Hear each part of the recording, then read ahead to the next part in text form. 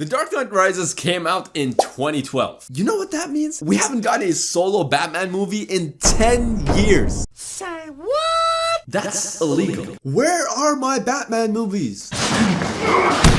Where are they? After The Dark Knight Rises came out, we got Batman vs Superman. Then we got the Justice League, where Batman teamed up with his best buds. And that was cool and all, but we've never gotten a solo Batman movie. Until now. Here we fucking go, baby!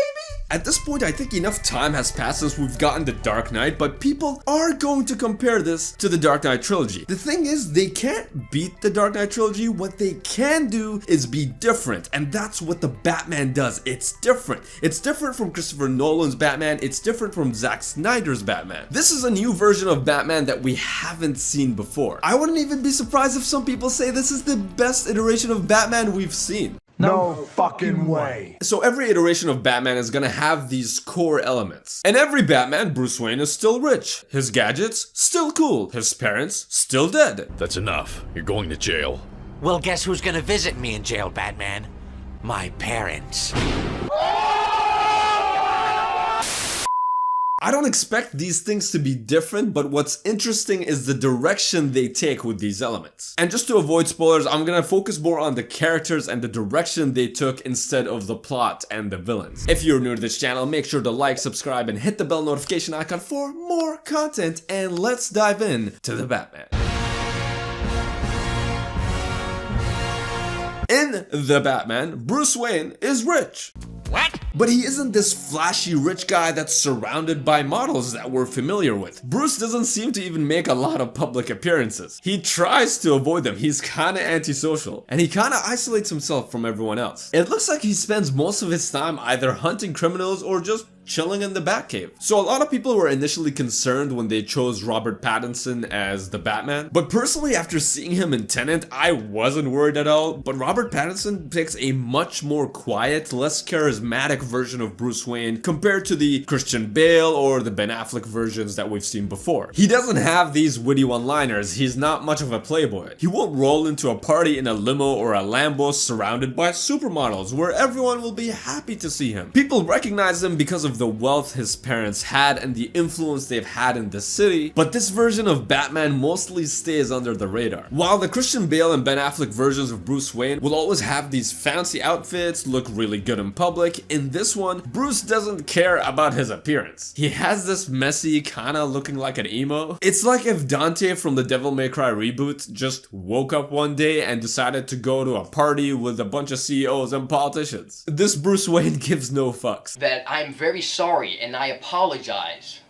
for the inconvenience of me not giving a fuck!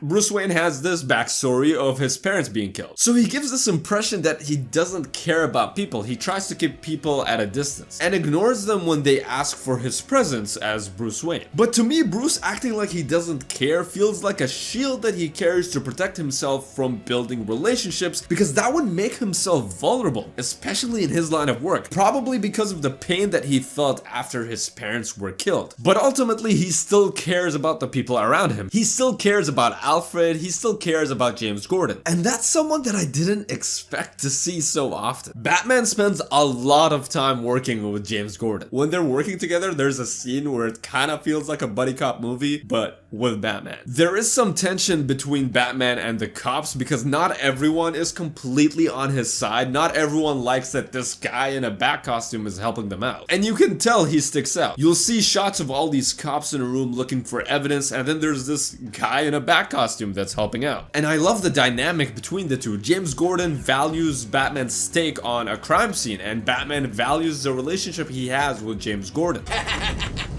You let him get away? Oh my god, are you crying? No, it's just raining.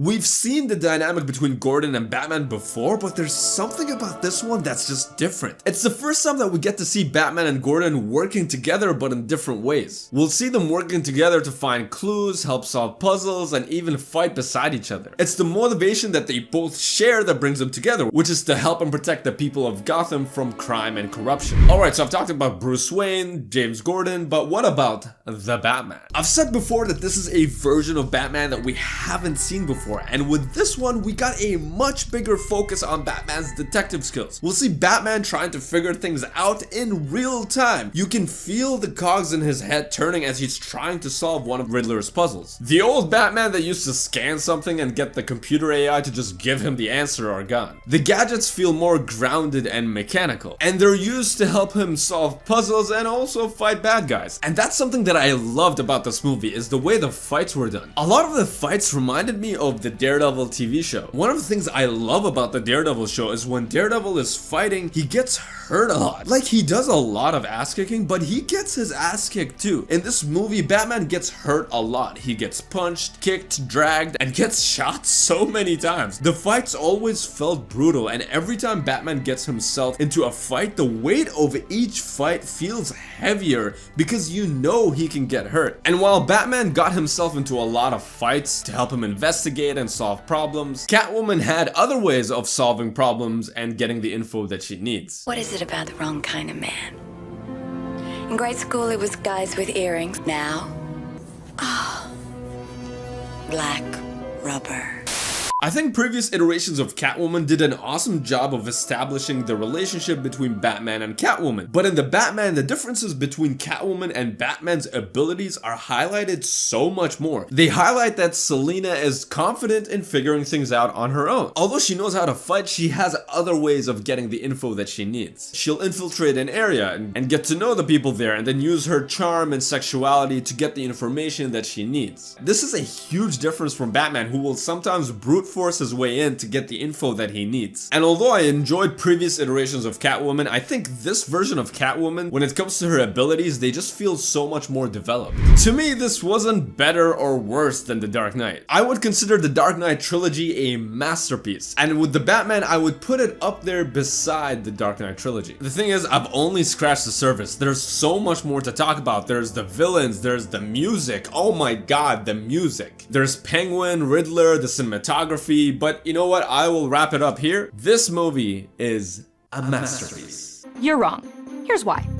To start, you're completely missing the point, and everything you think is actually at odds with reality when you look at the data. I am so happy with how this movie turned out, but I want to know what you guys think of the movie. What did you guys think of this iteration of Batman? What did you guys think of the Riddler, of Penguin, of James Gordon? Let me know in the comment sections below. If you guys haven't already, make sure to hit that like button and subscribe and hit the bell notification icon for more content. Thank you guys for watching, and I'll see you in the next one. Peace out.